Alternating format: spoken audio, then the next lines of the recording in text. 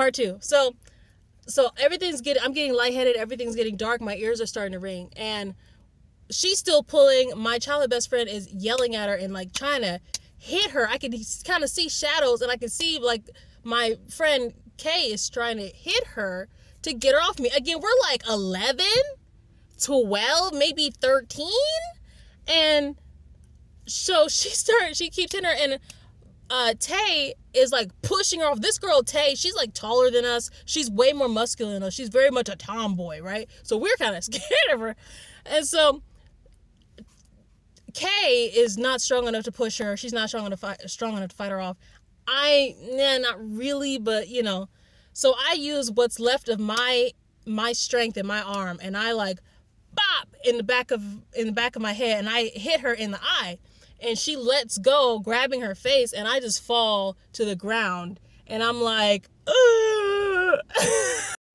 So I get all the robe and the extra shirt, because she had put like layers of stuff over my head because she was so sure I was cheating. So I tear all this stuff off. It's hot. I take the rope off my neck. My neck is red. And I'm like coughing and heaving, and Kay is on the floor like patting me and like crying, tears in her eyes. She thought I was dying, and I thought I was dying. And and so we both slowly look up at Tay, and like what in the world, girl? I told her, I looked up at her and I was like, I said I couldn't breathe. And she looked down with the most blank expression. She was like, oh, I thought you were faking. What? So it's just silent for a good like 8 seconds, and then Tay goes upstairs, doesn't say a word, goes upstairs to like the second floor where my room is and the guest room is. She goes all the way upstairs. Me and Kay are on the floor like staring at each other, terrified. We're like, who did I just invite into my house?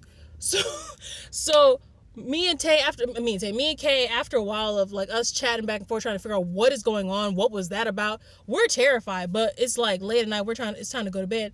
So we go upstairs into my room, and across the hall is a smaller hall, but it's the guest room, and Tay is in the guest room watching TV in a pitch black dark room, sitting on the floor staring at the TV, not saying anything. She's just staring at TV, watching TV, not even looking. She hears us coming up the stairs, but she doesn't say anything. And we're we're in the other room, in my room, looking at her terrified. Bro, when I tell you that night, we closed my door, locked it, because we were terrified to go to sleep that night, because we thought she was going to come into our room and kill us or something.